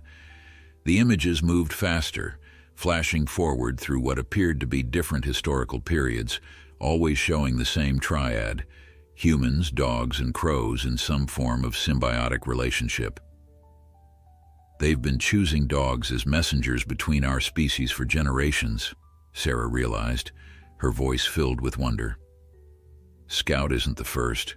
He's the latest in an ancient tradition." As if confirming her words, the mist showed one final image, a puppy that looked remarkably like Scout standing between a human figure and a crow, all three connected by threads of golden light. Then the mist slowly dissipated, sinking back into the stone until only the amber pebble continued to glow softly in its depression. Scout made a gentle sound, then jumped down from the stone and walked to Ethan, sitting at the boy's feet and looking up at him with those intelligent eyes now returned to their normal amber color. "He's been chosen," Ethan said with absolute certainty. "The crows picked Scout because they knew he could help us understand them and help them understand us." Dr. Henderson lowered his camera, his scientific skepticism temporarily abandoned in the face of what they had witnessed. "This goes beyond anything in modern ornithology, beyond anything in modern science, period. This is something else entirely." "It's a gift," Michael said, kneeling beside Scout and gently stroking his head. "The crows aren't our enemies, they never were. The attack wasn't an attack at all, but an initiation. They were testing Scout, seeing if he was strong enough to serve as a bridge between our worlds." Messenger let out a soft call from where it now perched on the edge of the stone. Scout responded with one of his vocalizations, then looked up at the family with an expression that somehow conveyed both question and hope. "I think," Sarah said slowly, "they're asking for our permission, for Scout to serve as this bridge, this translator between us and them." Michael looked at his wife and son, then at Scout, the puppy that had come into their lives just weeks ago and changed everything. "What do you think, Ethan? It's a big responsibility." Ethan knelt and wrapped his arms around Scout's neck. "I think it's the coolest thing ever," he said simply. "And I think Scout wants to do it. Don't you, boy?" Scout responded with an enthusiastic tail wag and a soft bark, a normal, puppy-like sound that made them all smile, a reminder that despite his extraordinary abilities, he was still their beloved pet. Michael stood and looked at Messenger, feeling slightly foolish but compelled to address the crow directly.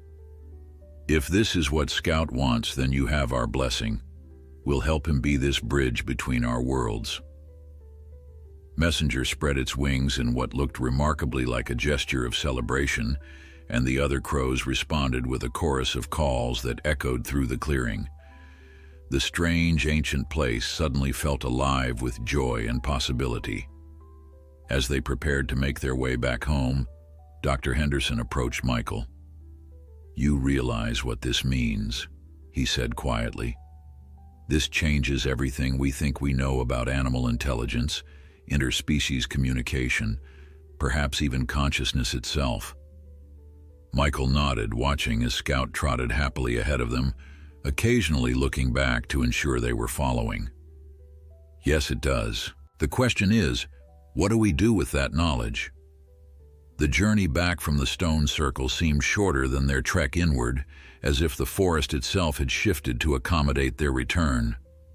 Scout led the way, no longer glowing with that strange golden light, but still moving with a newfound purpose and confidence. The crows accompanied them, some flying ahead, others following behind, with Messenger maintaining a position directly above Scout, like a feathered guardian. As they emerged from the trees back onto their property, Michael was surprised to find that barely 2 hours had passed since they had followed Scout into the woods. The sun was still high in the sky, the day stretching before them filled with possibilities and questions. "What happens now?" Sarah asked as they stood at the edge of their yard, watching the crows disperse into the surrounding trees, not leaving entirely, but giving them space to process what they had experienced. Dr. Henderson carefully placed his camera in his backpack. "That's a complex question. From a scientific perspective, what we witnessed demands documentation, study, perhaps even a complete reconsideration of our understanding of animal consciousness." "But you're not going to rush off and publish a paper about it, are you?"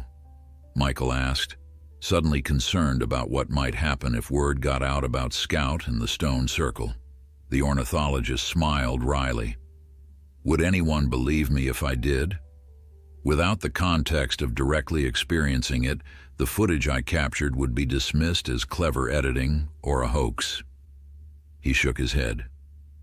"No, this requires a more careful approach. Whatever is happening here is ancient and important. It deserves respect, not scientific sensationalism." "So we keep it secret?" Ethan asked, kneeling beside Scout, who was watching the conversation with apparent understanding. "Not secret," Michael clarified, "but protected. We learn more before deciding how to share it with the world." He looked at Dr. Henderson. "If you're willing to help us understand what's happening without exposing Scout or the crows to unwanted attention." "It would be my honor," Dr. Henderson replied solemnly. "What we witnessed today goes beyond academic interest. It's a privilege to be part of it." Over the weeks that followed, Scout's abilities continued to develop in ways that astonished and delighted the family. His vocalizations became more varied and nuanced, and though he never developed the ability to speak human language directly, he found other ways to communicate complex ideas. His drawing skills improved dramatically. Using a special set of thick crayons that Ethan had procured for him, Scout created increasingly sophisticated images that conveyed information from the crows, weather patterns, animal movements in the forest, even warnings about potential dangers like fallen trees blocking roads or wildfires in distant areas. The crows, too, became a fixture in the Millers' lives. Each morning, Messenger would arrive at the kitchen window with news or observations, engaging in elaborate conversations with Scout that the family gradually learned to interpret. Other crows brought small gifts, not just pretty stones or shiny objects, but useful items like lost keys or coins, sometimes from miles away. Dr. Henderson visited regularly, documenting Scout's development and the growing relationship between the family and the crow flock. He began teaching classes on corvid intelligence at the university, subtly incorporating what he was learning without revealing its source, preparing the scientific community for the paradigm shift that might eventually come.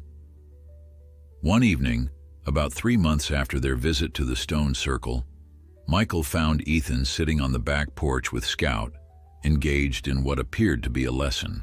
The boy was holding up flashcards with words on them, and Scout was responding with different vocalizations for each one. "What are you teaching him?" Michael asked, joining them on the porch steps. "He's teaching me, actually," Ethan replied with a grin. "These are crow words. Scout's helping me understand what different calls mean." Michael raised his eyebrows in surprise. "You're learning crow language?" Ethan nodded enthusiastically. "This one means danger from above, like when hawks are around." He pointed to another card. "And this one means good food here. I can recognize about 15 different calls now." Michael felt a surge of pride mixed with wonder. His 8-year-old son was casually learning an entirely different species language, bridging a gap that most of humanity didn't even recognize existed. "That's amazing, buddy." "Scout says the crows think it's funny when I try to make the sounds myself," Ethan added with a laugh. "But they appreciate that I'm trying." The idea that his son could now report what Scout says about what the crows think would have seemed absurd just months ago. Now it was simply part of their new normal.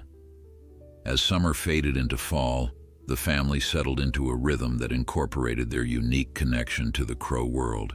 Sarah started a journal documenting their experiences, a modern continuation of Michael's grandfather's observations.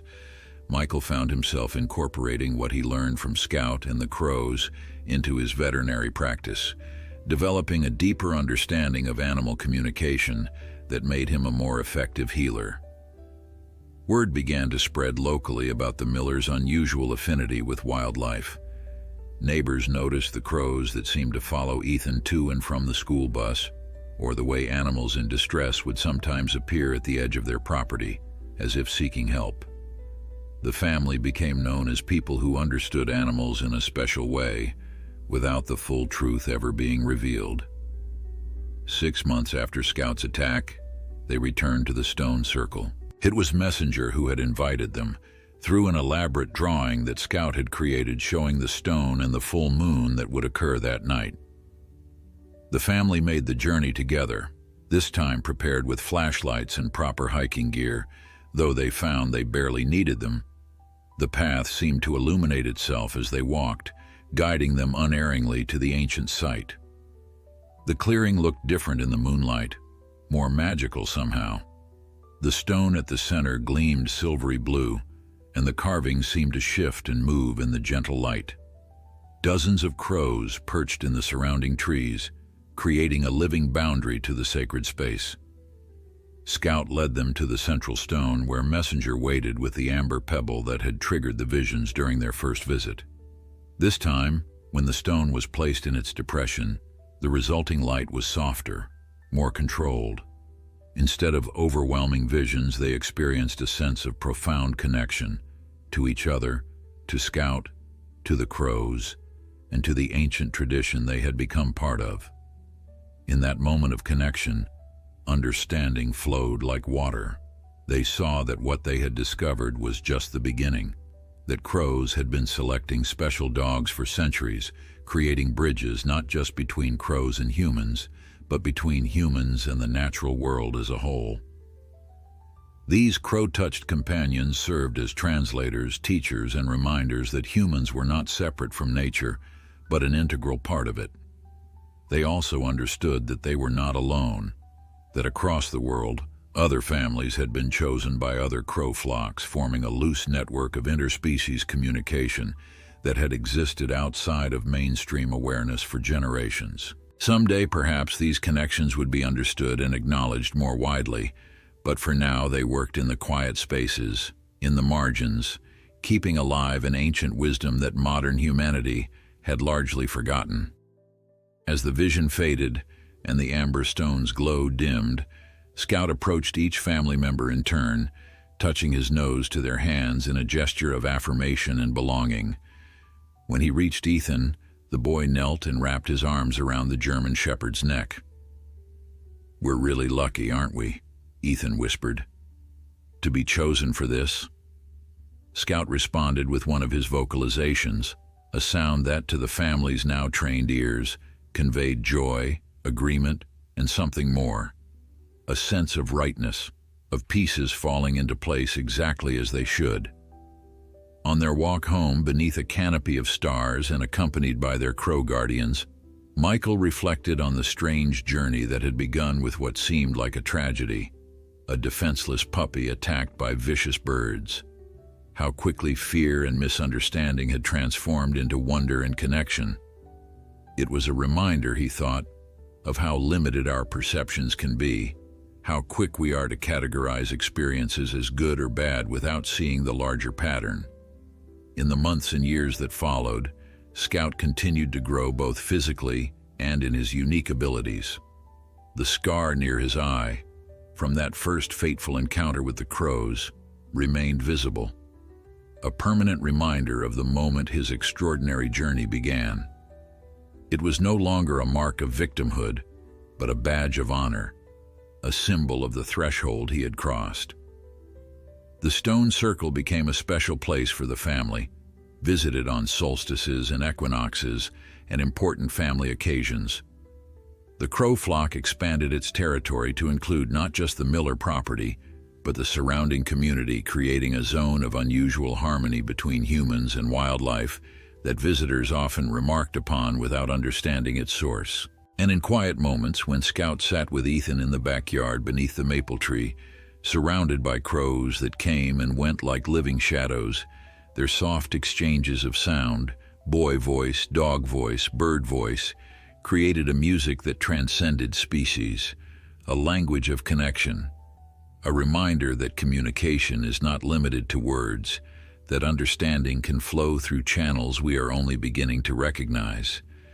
In those moments, the boundaries between human and animal, between domestic and wild, between known and mysterious, dissolved like mist in morning sunlight, revealing, if only briefly, the true pattern that connected all living things, a pattern as ancient as the stone circle, and as immediate as a puppy's amber eyes glowing with a wisdom beyond words.